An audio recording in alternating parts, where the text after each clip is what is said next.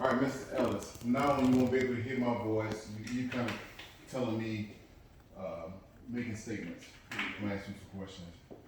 So, when did you first know? My bad.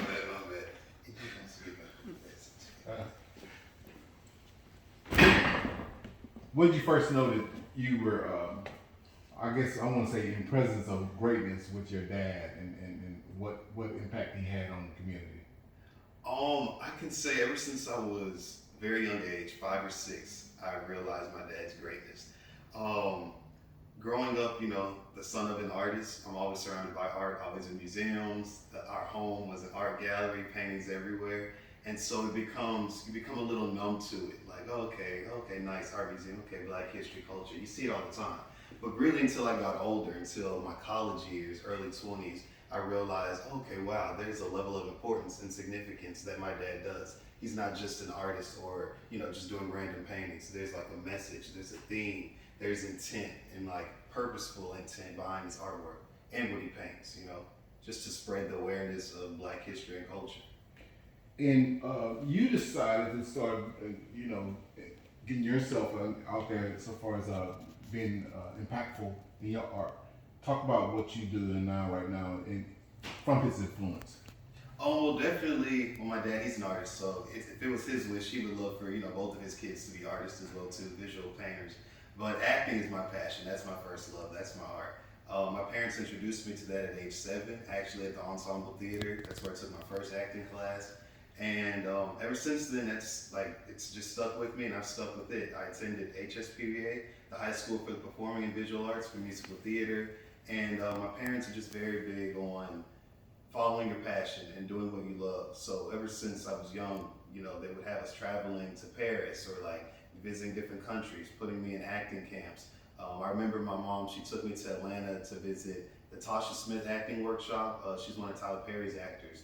And so it was always like ingrained in my head, like, okay, I can do anything. Like in the arts, like it's okay to follow that, that road and go down that lane, because maybe not most parents would, you push their kids to pursue that.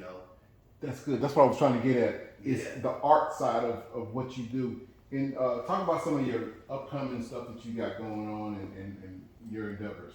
Well, I'm signed to Pastor Ernie Bosby Talent Agency here in Houston, Texas. And so I've done quite a bit of commercial and TV work. I've guest starred in Marvel's Cloak and Dagger, the Purge TV series, OWN's Cherish the Day, Queen Sugar, which also premieres on OWN. And recently I did a Lifetime Movie Network film that was actually shot here in Houston. So now you're kind of doing a documentary in regards to your father and his artwork and stuff like that. Talk about that and its importance. Okay, and I also add that in 2021, the short film that I did, Mr. and Mrs. Ellis, was nominated for an NAACP Image Award. So that was like pretty exciting. What is that about? So it's about a couple, Mr. and Mrs. Ellis, they're about to get married, and Xavier Ellis, who I played, the groom. Some secrets come out about his childhood and what went on with his parents and stuff. So it comes out on the big wedding day, and you have to just tune in and see how it ends. It's a pretty good film, good thriller, drama too. But right now I'm working on Juneteenth Champions. So it started off as an art exhibition at the Houston Museum of African American Culture. It's 30 self-portraits of 30 individuals who made contributions into getting Juneteenth recognized as the 11th federal holiday. So it was on display at the Houston Museum of African American Culture for 30 days of June 2022. And so I guess I'm gonna give myself the credit. I sort of had the idea to say, Dad, let's turn this exhibition, let's get it on camera, film it, and turn it into a documentary. And so we did exactly just that. So I'm there showcasing the artwork at the exhibition, explaining the significance about each Juneteenth champion, like Tina Knowles Lawson, Naomi Carrier, Sam Collins III, Isola Ethel Collins, and multiple other champions. And so we actually have featured sit-down interviews with some of the living Juneteenth champions, like Naomi Mitchell Carrier and Sam Collins III. And I'm actually in the process of working on the second part of this documentary, which is to interview some of the other living Juneteenth champions, like of course Tina Knowles Lawson, Congresswoman Sheila Jackson Lee. But we have a big red carpet premiere coming up this summer, June 2023, at the Ensemble Theater. Oh my bad. Go ahead. Yeah, so it'll be at the Ensemble Theater, June 2023. And so I just chose to release this in June just because it's Juneteenth, so it just makes sense to have it in that month. And we filmed it last month in June as well too. Please don't hesitate to reach out to us when it gets closer to that date. Oh, So that definitely. we can give it some light. Let me ask you this. Children's Museum. Okay, I can say that Yeah, too, but okay. you're right. Go ahead. So now, since with Black History Month quickly approaching, we actually have another exhibition coming up, a pop-up, one-day pop-up exhibit at the Houston's Children's Museum. And so we'll be bringing the exhibition there for the kids on a Saturday, and also have a documentary screening of the documentary. Do you have all the rights to the interviews and stuff like that? Yeah, so everyone who's actually in it, we had to make them sign something Right. as well. Because I might ask if you can share some of that with us. So we can use Yeah. that as B-roll. Okay, definitely. But I don't want to do it unless you have the That's rights. a good idea. Yeah. I like that. What else? What else could you add? What else Growing we up in a have? household Yeah. was what a guy that Joe Turner come and gone. Joe Turner's come and gone. Okay. You remember Joe Turner's come and gone? Yeah. That's your first play as a I know what thespian? it is, yeah. Okay.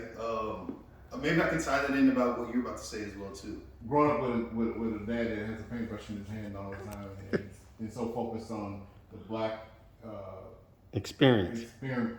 What did you call it? Experience. And black experience. How do you feel like that impacted you and had molded you and who you are today? Well, okay. Just growing up in a household with a father who has a paintbrush in his hand 24/7. Like I said earlier, so I sort of touched on. It just I'm gave so me- sorry. Don't say that part. Oh no! Don't say what I it said earlier because Okay. we might edit it Edit. somewhere else. Okay. But I like the way you started it though. I was gonna repeat what I said. Like it just gave me the confidence. Yeah, but act like it's the first time you saying it. Okay, cool. Because I don't know where I'm going to use it. Perfect. Cool. So okay. Perfect. I like it, but I like what you getting ready to go. That's why I stopped you. Go ahead. Go not do that again. Yes, sir. Go ahead.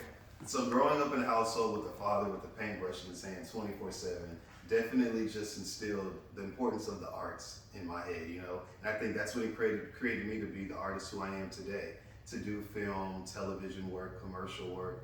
No, I don't have the gift of painting with the paintbrush. I wish I could. I tried, but it just still teaches me to this day. I think the older I get, I just have more of appreciation for the arts, but not so just the arts, but also Black history and culture as well too.